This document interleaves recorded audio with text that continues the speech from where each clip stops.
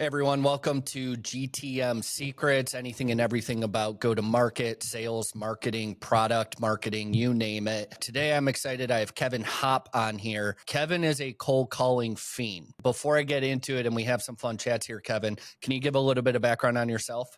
For sure.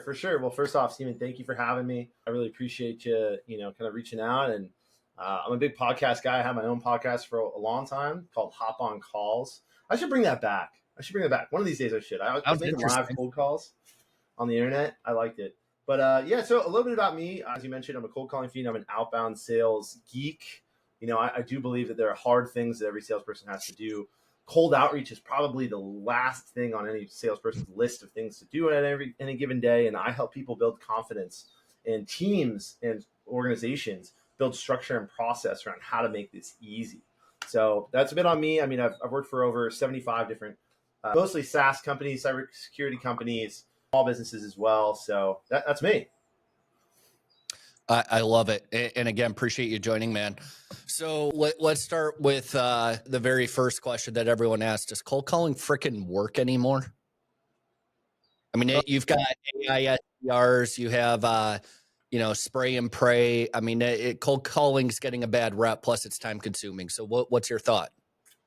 Well, let's just make the world's shortest podcast and say, no, it's dead.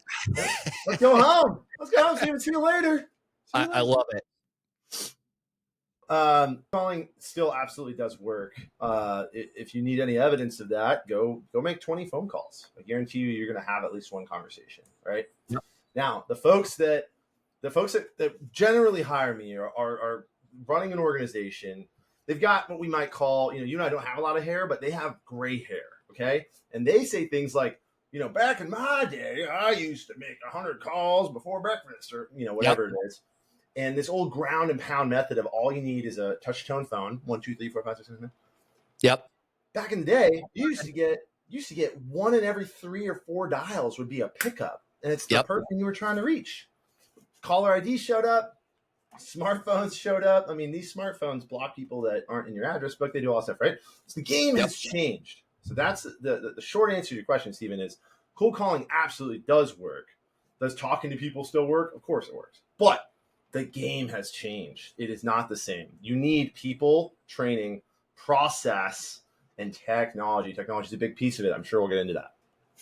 I think you have people, I don't care what it is. You can say it about SEO. You can say it about paid ads. You can say about cold email, calling, whatever. Everyone's going to pick something and say that no longer works anymore. Right. And it's how you do what you do. It's not what you do. Almost everything can and will work if you get your shit together and do it right. I was a guy that started out cold calling on a manual phone using Salesforce Classic. It would take me all day to get through 100 dials because none of it was automated. It royally sucked. I don't know about you, but I really sucked and made no money for the first 18 months of my sales career. Once it was almost like a little light bulb went off. It was like, this call's not going to go well anyway, so I'm just going to be me and forget all the jargon and bullshit that no one cares about. And all of a sudden, when I started sounding not like a salesperson and was just myself, boom, I was, going from, I don't know, 70 grand a year in revenue, which is abysmal, to, 1.1 by the time I was 19. How did you get started in cold calling? And I know that you're a big proponent of cold calling tech. I've seen your website, done my due diligence. What is the right level of tech? What is not the right level of tech, etc.? Totally. Well, 2 separate questions. How did I get started with cold calling? I've always been involved in really early stage ventures, right? So my first job out of college, I was the first hire at a tech startup. It was like me and the CEO back to back in an office in downtown San Diego. Really cool, really raw experience. From there, I mean, I had to do everything there. I was product manager. I was the sales guy. I was the customer support guy, admin Zendesk. I admin our CRM. I made cold calls. I did all of it. It was really cool. From there, I got an SDR job. As an SDR, I thrived. And what's interesting is we had to do cold calling the old-fashioned way too. So the year was 2015, and we had a phone on our desk, 10 digits at a time, no click to call, no auto dialer, nothing fancy. I got really creative. And that's another thing that I want people to hear. If you're listening to this and you have to make calls and you have a quota of new meetings to get, and you're trying to drum up new business, pounding one channel the whole time you're doing anything is not going to work nearly as well as getting creative. So my creativity is what made me a really good salesperson. But I got obsessed with cold calling, very similar to you, Stephen. When I figured out, then it's people talking to people. Yep. Right? Jesus, man. We just like lower down these walls of like, hello, sir, I am here to talk about Acme Industries and like the fucking shit that like people think, pardon my French, by the way, people think that they have to think, they think they have to talk a certain way because this is business and we are business people, right? I figured out at some point that if you're like me and you have the gift of the gab. And by the way, if you're in sales and you're not good at talking to people, you might want to find something else to do, right? Like sales is the people doing business with people. And if you're good at talking to people, you should be pretty good at sales. I call that the gift of the gab, right? I can talk to anybody. My wife hates it. My wife and I are the yin and yang of the yin yang thing, right? Of like, my wife is highly, highly introverted. I get it. There you go. Yeah. For whatever reason, we're attracted to that, right? Like my wife and I have a great time. We balance each other out in every part of our lives. But yep. I make friends in line at the grocery store. I'm like, hey, Bob's coming over to watch the game. She's like, who the fuck's Bob? I don't know anything about him. He lives 3 blocks away. So when I figured that out, it changed the game for me. Now, the next thing in my career that like was the exploding light bulb moment in 2018 when I left my formal sales career and became an independent consultant back in 2018. It's been almost a decade. Think about, but like I saw cold calling tech work, and the worst part of cold calling, in my opinion, as someone who has undiagnosed adult ADHD, is I got to look at this list. I got to read Steven's name. I have to decide what I want to say to him. Then I have to pick up the phone and look at his name and dial the numbers. The whole time I'm thinking in my head, he doesn't want to hear from me. He's not interested. What if he's at lunch? Yep. I'm going to interrupt him. And then as it rings and rings and rings, and you get connected, you go, oh, hey, Stephen, I'm with Acme.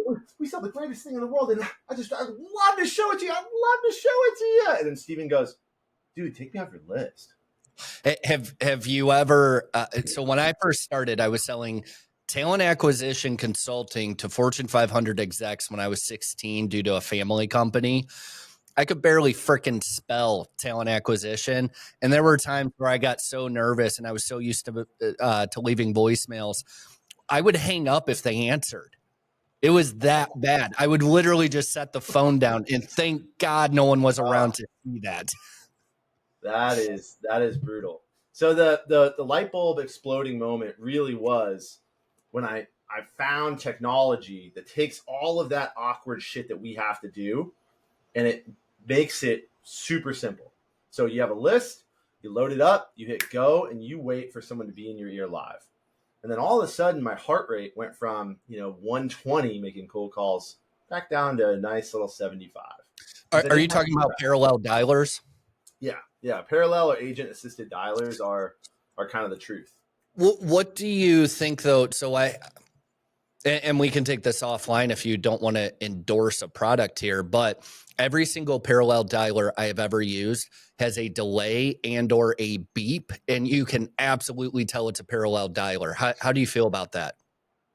So the good ones don't have a beep for the prospect. That's important. Yes.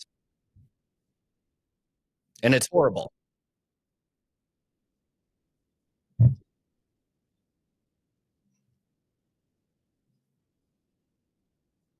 Yep.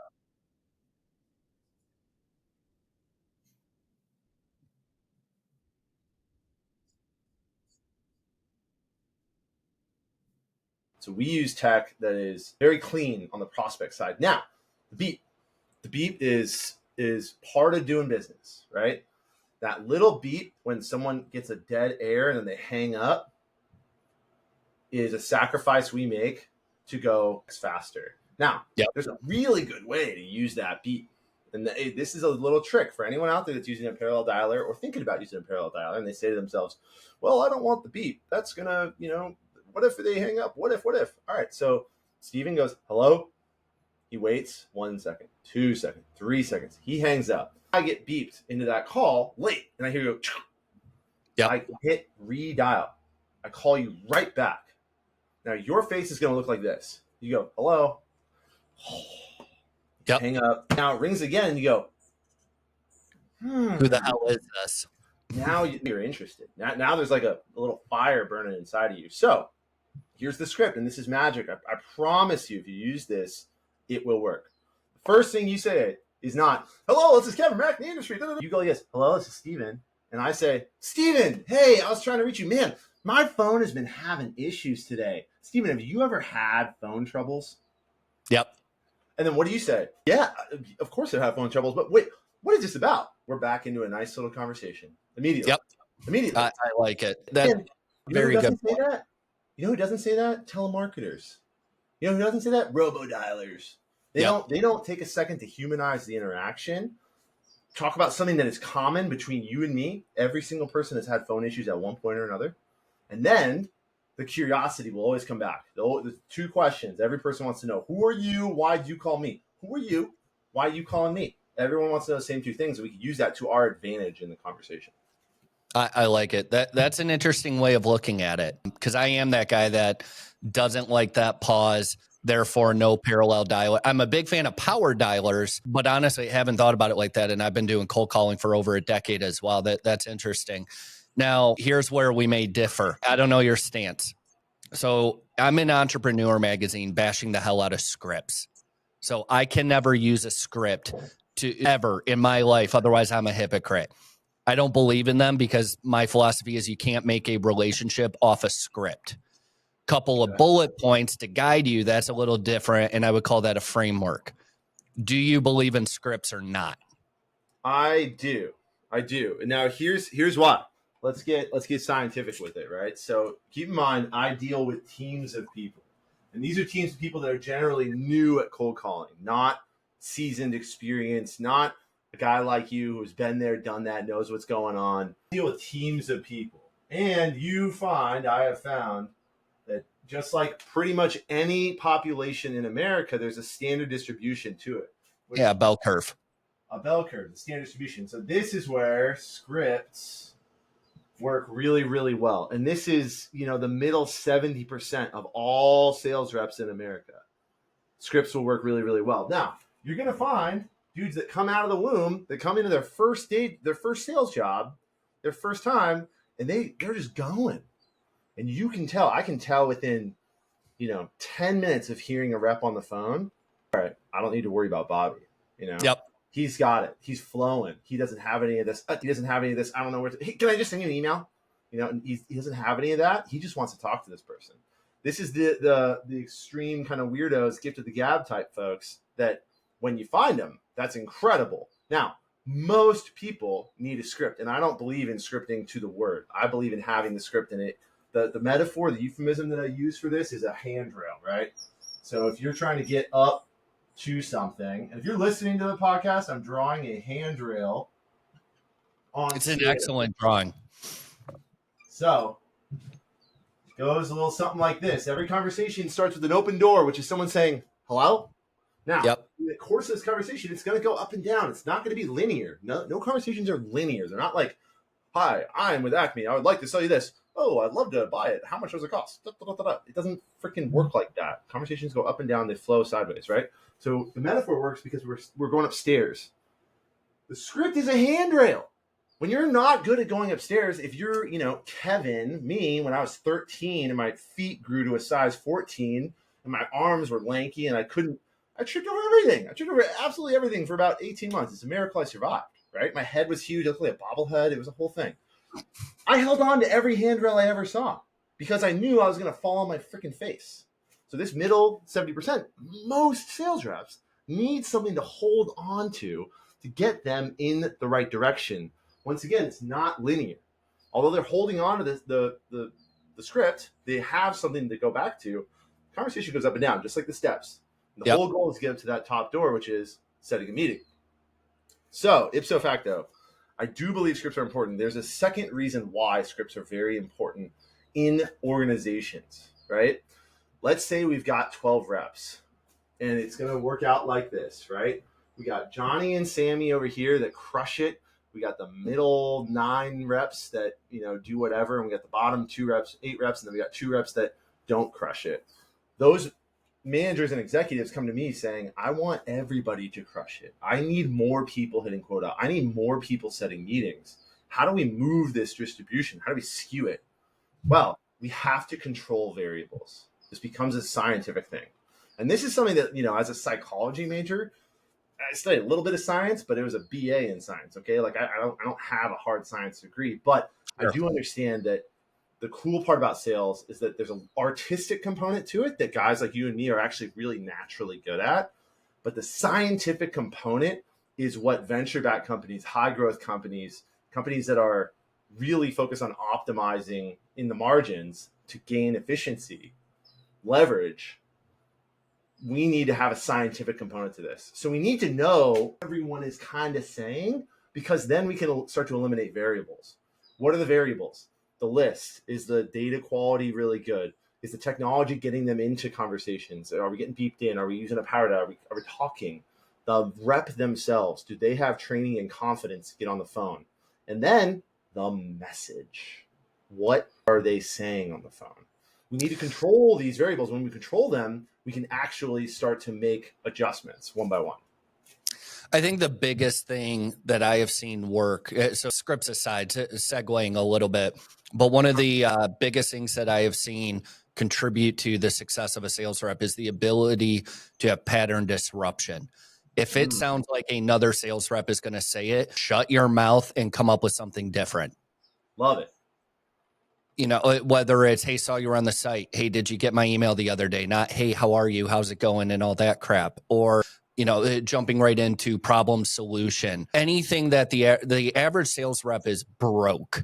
The average sales rep is absolutely broke. BDRs even more so. They don't hit quotas. The stat of people that hit quotas declines every single year. It's your ability to not sound like everybody else. So if I can use different verbiage, shorter words, sound more like a fifth grader, talk to you like a person, that's when I'm going to do well, whether my pitch is awesome or not. Yeah. I mean, there's a few. I violently agree with you. The way that I teach reps to think about sounding different is a little back and forth phrase. You have to be an interesting person who is genuinely interested in those who you're calling. I think that's very fair. Interesting person. If something about you sounds different, if your voice modulates, if you've got cool life background experience that you bring into the calls, and if you're genuinely interested in how people are going about their business, what's going on in their world, what's going on, that's how you sound different. Because most people are just reading off a script, hoping that someone says, I am very interested in a demo. I love a demo. And that happens 1 in every 300 conversations. Yep.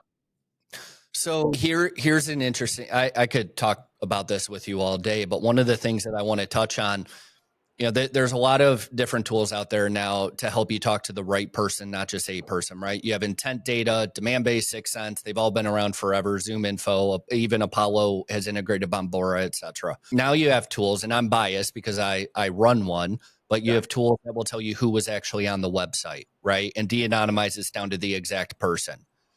We've seen companies that are it's got to go with your brand. So we're a creepy data company at Identity Matrix. We are totally okay with saying, hey, saw you were on the site. How can I help? Right. And it's like a comment that you just kind of brush off, but you let them know that you did your due diligence. We have companies that sell into CISOs, and that's never going to fly ever. What is your take on the best approach to a cold call when you are using intelligence tools that do de-anonymize your traffic? Cool. Great question. So tools like Identity Matrix and others can tell you where somebody was on your website. Now that should be important, right? Because they just go to the main page. Then we kind of can assume that there's a little bit of brand familiarity, but it's going to be vague. Let's say they go to the main page, then they click on, tools or offerings or whatever it is. Then they click on, I need email addresses at scale, and they stay on that page for a few minutes. Now, here's the way that I would train a rep to go about this conversation. Now, in my methodology, I do this stupid reindeer antler thing. I talk about it on my online course, which anyone listening can go buy. But I do the same thing in training with reps. The stupid reindeer antler thing is what I want reps to see my stupid face. The two things we talk about on cold calls are business problems and valuable solutions to those business problems, right? You find yourself stuck in a cold call. Let's get back to these two things, right? When I do call review with reps and we're listening and the reps get kind of lost and stuff, and I ask them, like, Timmy, where are we at? Tell me, what problems are you trying to talk about? And did you bring up any interesting solutions that someone might say that might be cool? So knowing what we know from a tool like Identity Matrix, if you were on the email site, email gathering page in the website, let's align a business challenge that people normally have when they buy that product. And we lead with that in the conversation. Hey, Stephen, I'm with Identity Matrix. We help companies like yours find email addresses of people that have been on their site at scale. And that helps them do X, Y, and Z, right? We talk about that right away. We talk about the business challenge and the solution we have for it. And that should open up that conversation really, really quickly, right? Because what we want to do when we cold call is we want people to talk about their business. It's less about me. It's more about them. If we can get them talking about what's going on in their world, we can uncover ways we can help them.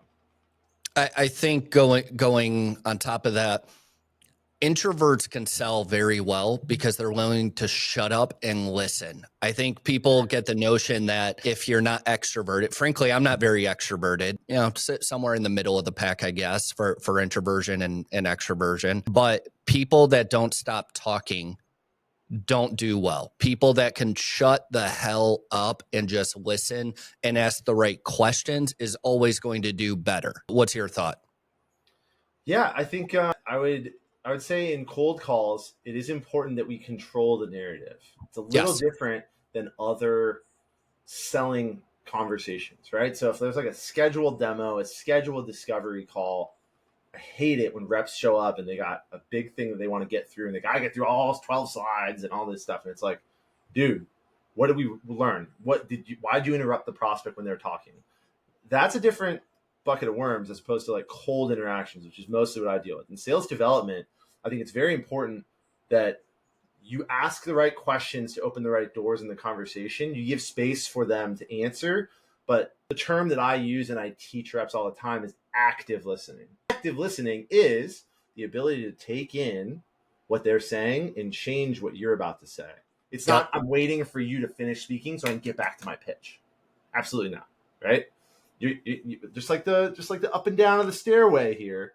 When they say something around, we've tried email and it doesn't work. I'm not going to go back to pitching my email product and just try and change their mind here and there. Oh, you tried email, it didn't work. Interesting. What other channels have you tried? Let me guess. You guys have started to invest in LinkedIn social selling. Is that one of the things you're looking at? Let's change what we're doing. It's active listening. You have to take what they say and actively change what you're gonna say next.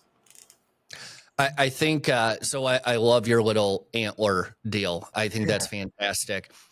I think one of the problems that sales reps have, and feel free to disagree here, is they're not willing to. Well, I think it's twofold. So one is that they pitch on the company's problem, not on that specific individual's problem. Companies are nothing more than a file folder at the IRS at the end of the day. You're still pitching to a person, and they care about their ego, their status, their whatever mix of emotions it is, right? Mm-hmm. That's number one. Number two, I don't think people go into the emotions at all. We all say and have heard the phrase people buy emotionally and justify logically, but it's typically going to be like, oh, you need help generating leads. Here's my solution to help generate leads. Talk to me about the problems that you've been facing with lead generation. Is it you can't get people on the phone? Is it that the conversations go dead? You're getting hung up on? Talk to me about what you've done to try to fix that. And you start exploring the problem a lot better. I think that's where more salespeople need to be, but it's very uncomfortable when you first start out. I definitely agree. So I agree. You got two different things we talked about there. The first one is speaking to the person, not to the company, doing in broad strokes. Hey, I read your K1. You guys were looking to, level up your sales game or whatever that is, right? That's the company's priority. The way that I teach this to reps, it's a simple phrase. What in this conversation are you going to talk about that's going to get this person on the other end of that line, the prospect you're calling, hired, fired, or promoted? Yep. Is it going to get them hired into a different job somewhere else because you just help them unlock or see a business challenge or present a solution? Are they going to get fired if they don't take care of this? Or if they present this internally, are they going to get a promotion? If you speak to those motivators, that's what motivates people at work. It really does. Hired, fired, or promoted. People care about moving forward in their careers. A lot of people lose sight of that, and they talk about the bigger problems that the company faces without realizing that, hey, this person can become a champion for you. This person has internal drivers. And if we talk in all these platitudes and stuff, to your point, buzzwords and jargon, we're not going to get at those. So you have to think, why me? Why now? Why did you call that person? Why now? You have to have an answer for that. The second part of what you were saying there is you were saying more emotion. Getting more emotion out of the prospects, digging deeper than, hey, I need lead gen, so on and so forth. Yes. Okay. So here's an awesome trick. And I take this one to the bank, everybody. If you're making sales calls, do this. When you are trying to get information out of somebody in a cold environment, my point of view on it, which is a little different than yours, is you should never ask point blank questions. Because I just cold called you out of the blue. We've been talking for about 30 seconds, and I ask you, what are you doing for lead gen? The real answer for 90% of people is none of your fucking business. Get out of my face. All right? Try calling a CISO and saying, what's your cybersecurity stack? Right? I recently did a consulting engagement with a cybersecurity company, and the old manager had taught them to ask cyber leaders, what are you doing for your cybersecurity today? And the reps were like, they always tell us to go fucking eat our own shoe, and I don't know why. I'm just asking a question. There's some of the most closed off people you're ever going to talk to. That's not going to work. That's right. So here's a technique that does work, and it works across a wide breadth of personalities. I've used this for HR. I've sold into accounting. I've sold into cybersecurity. I've sold into technical buyers on the technical coding side. When you want to figure out what someone else is doing for something, process, structure, strategy internally, you start with a statement that is a little bit like leading the witness. Now, leading the witness is, hey, Stephen, I'm guessing in your company, you guys are probably doing pen testing on a quarterly basis. Is that right? And that I want to talk about cybersecurity. I want to talk about penetration testing. Why? Because what I sell has something to do with that. I'm not going to say, what are you doing for cybersecurity testing? I'm going to tell you some information. I'm going to make a statement about your world that may or may not be true. And the psychological trick here is people hate hearing wrong information. Yep. They will most likely correct you. At which point we go, I totally get it. And we can, active listening, change the path of the conversation. But if you make statements about people's businesses, about their processes, about what they do that are incorrect or could be correct, you lead with that, you're actually going to build trust because you sound like a guy who knows what you're talking about. Yep. Not just some stranger that popped up in your ear saying, what are you doing for go-to-market? Don't do that. Hey, I'm guessing you're doing high volume cold email like most of the people I talk to in your role. No, we don't do cold email. We do cold calling. Oh, really interesting. Let's talk about that, right? Well, I think too, when you make an assumption, even if it's a wrong assumption, as long as it's somewhat intelligent, you're earning credibility right there. It sounds like you know what you're talking about, even if they have to correct you. And then the other key point, you get the adage that you never ask close-ended questions. I think that's BS. I think you have to earn the right to ask open-ended questions. You need to get a yes or no a few times, and then you're in a conversation and can ask those broader questions, which is essentially what you just alluded to. Yeah. Because you have to start to kind of qualify in the conversation what's going on. But like my big take here is do not ask super direct questions to people because they won't give you direct answers. Yep. They got the wall up. They're looking over the wall, right? Hey, who are you? What? Yep. No, get out of here. They want to go behind their wall. So the more you can prove to them that you know them, you know what's going on in their world, the better it's going to be. I like it, and I agree with you. And almost everything except scripts. But at that point, that's just a box that I put myself in. Anything, how can people best learn more about you, connect with you, and understand how you approach cold calling a little bit more? Totally. So I'm big on LinkedIn, Kevin Hopp on LinkedIn. If you want to go follow me there, that you'd get a lot of value.